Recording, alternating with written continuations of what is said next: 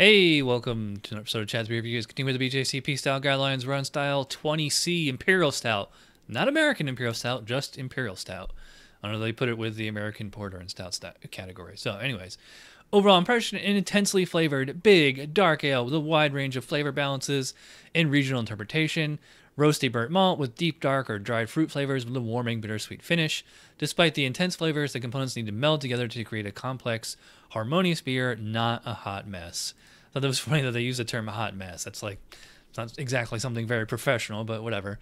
All right, so and to represent the style, I think what is kind of a controversial pick. This is Boulevard Dark Truth Imperial Stout, and I would consider it controversial because the actual recipe, or grain bill I should say, is more or less a American Imperial Stout recipe, as far as I know. I'm not a professional brewer, obviously, but they actually ferment this with Belgian ale yeast. In fact, I think it's actually bottle conditioned too.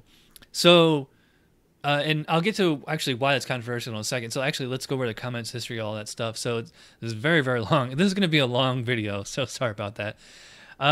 Comments: traditionally an English style, but is currently much more popular and widely available in America, where it is a craft beer favorite, not a curiosity. And I think that they should actually split. They should have like European Imperial Stout and American Imperial Stout styles, not put them all together under one. This is very, very long. It says variations exist with the English and American interpretations. Particularly, the American versions have more bitterness, roasted character, and finishing hops, while the English varieties reflect a more complex, specialty malt character and more forward ester profile. Not all Imperial Stouts have a clearly English or American character. Anything in between the two variants are allowable as well, which is why it's counterproductive to designate a substyle when entering competition. You can read read the history if you want. Characters, ingredients. This is interesting. So, well-modified pale malt with generous quantities of roasted malts and/or grain may have a complex grain bill using virtually any variety of malt. Any type of hops can be used, which is interesting because this one actually uses German noble hops. And then this is where I think it's kind of controversial because they say American or English ale yeast. See, it doesn't say traditionally or usually American English ale yeast. When it just says American or English ale yeast, period, it seems like it's saying you can only use one of these two yeasts, and this is Belgian yeast. So, is this going to really qualify as an Imperial Stout? Maybe it should be under experimental. That's what I'm thinking.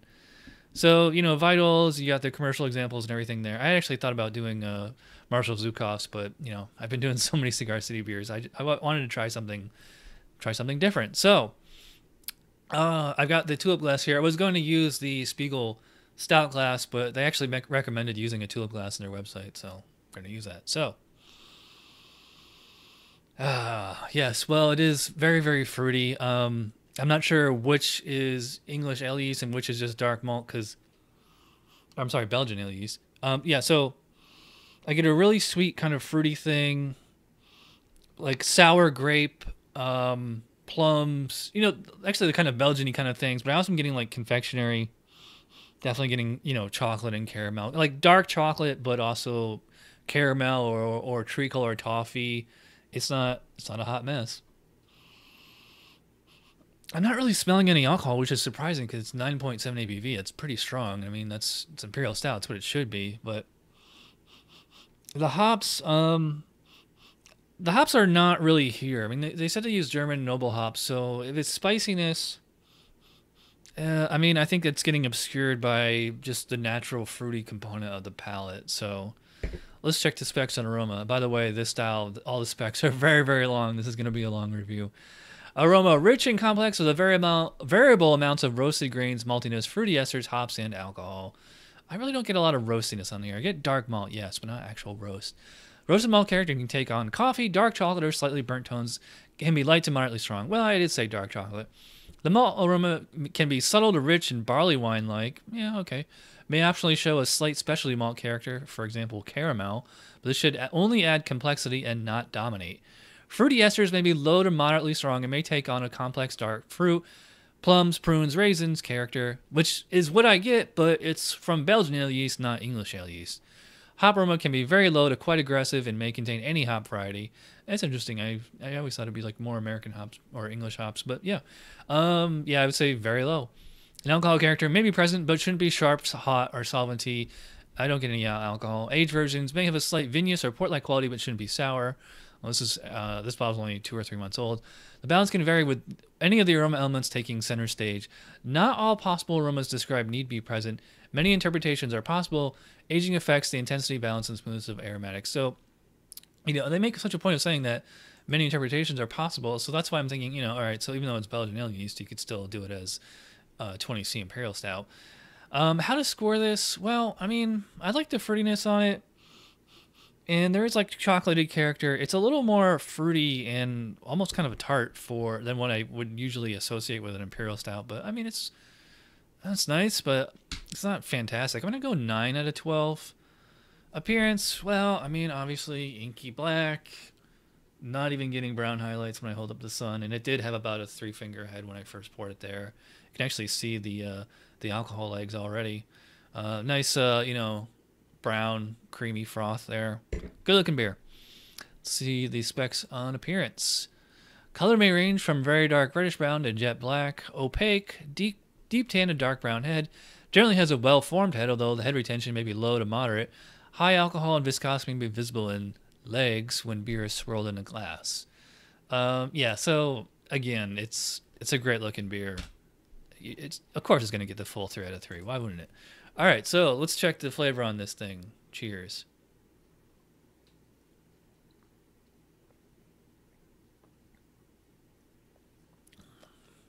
Ooh, yeah.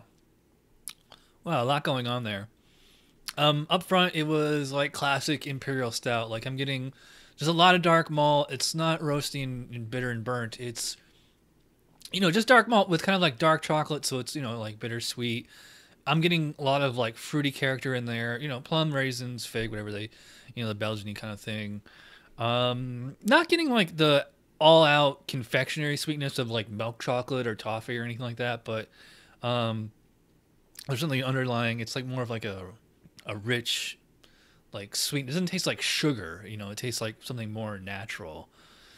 Then like you hit the apex, you get some, a little bit of bitterness in there.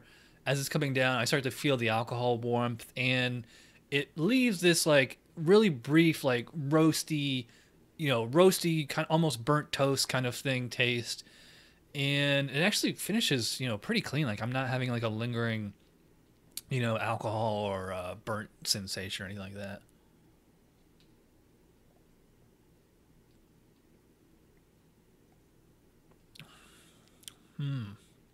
Yeah, it's almost like 2 beers in one. So like up front is like the fruitiness. Again, I don't really want to say confectionery, but I'm definitely, those Belgian yeast esters are really standing out there. But again, I think it's going to be within the specs because they're a fruity kind of a thing. It's definitely, I mean, to me, I can tell it's Belgian yeast, and it's going to have more or less the same notes as like English yeast. But it's not like a Trappist yeast ester. I think this is bottle conditioned. No, the bottom's pretty clear, so let's pour the rest in here. Yeah, that bottom is clear, so I don't think it's bottle conditioned.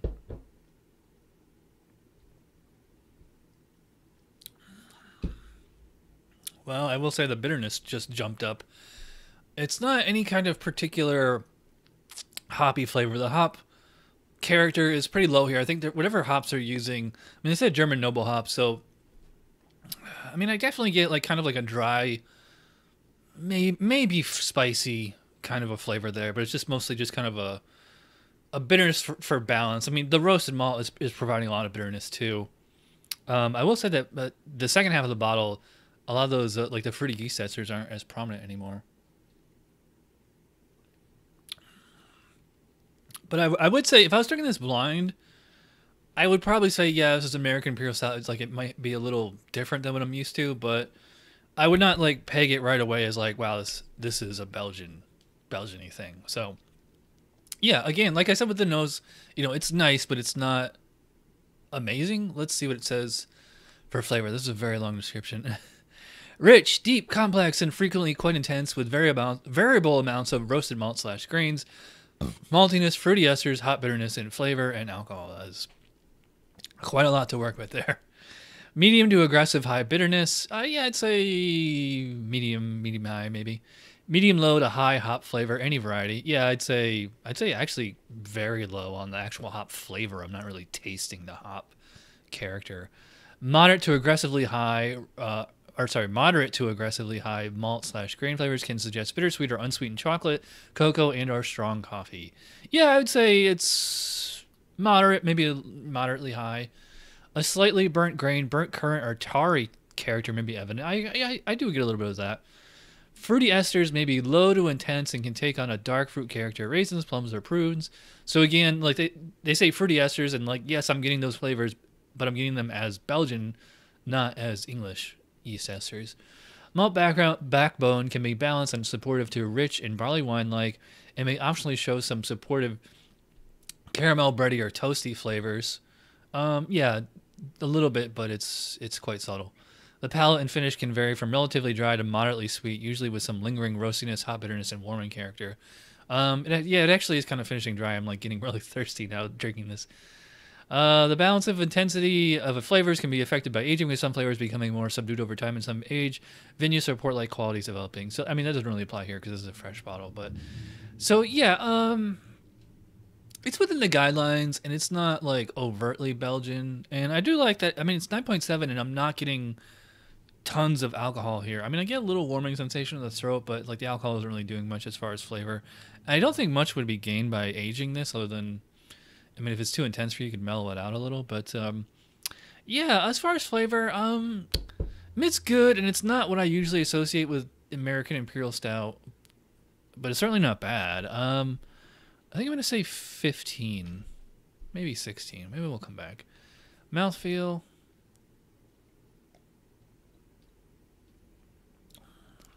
Well, believe it or not, it is, I probably put that only about a medium high. It is not thick motor oil like a Old Rasputin or something like that, or Marshall Zukov. I actually put the carbonation at, moderately high, although that might have to do with the Belgian yeast. Those tend to be very highly carbonated. It's quite smooth. It's not harsh. Only slightly alcohol warming sensation. The alcohol really isn't doing much as far as adding a flavor or anything to it. So the alcohol is fairly neutral character here. And the drinkability on it is pretty nice for such a strong beer. So let's see what the specs say on mouthfeel. Very full bodied and chewy with a velvety, luscious texture. The body may decline with long conditioning. This is kind of like if it had been aged. Yeah, I'm not going to say, I wouldn't even say full to very full. I'd say it's like medium full at tops. Gentle, smooth warmth from the alcohol should be present and noticeable, but not a primary characteristics. True, in well-conditioned versions, the alcohol can be deceptive. I wouldn't say it's deceptive, but it's not like distracting or aggressive. Should not be syrupy or underattenuated. True. Carbonation may be low to moderate depending on aging conditioning. I actually say that carbonation is a little bit more than moderate here. But again, that might have to be something to do with the Belgian yeast and all that. Mouthfeel, I'm going to say, believe it or not, I'm actually only going to say 3 out of 5. I think it's a little too thin. It's a little too Belgian-y. But, overall impression, I think I would say 8. It's a fine, it's a, 2 spec. It's there. As far as my, likings and preference and all that, it's, not exactly there, but that's a total score of 38 out of 50, which is not bad at all. So, yeah, I'm going to stick with that. 38 out of 50 for Boulevard Dark Truth Imperial Stout. And, again, this is a bit of a controversial pick because of the Belgian ale yeast and a really strange choice of German noble hops in here. But, there are some better examples out there. But is this an American Imperial Stout? Let me know in the comments below. I haven't said that in a long time. So, all right, thanks for watching. I will see you guys next time. Cheers.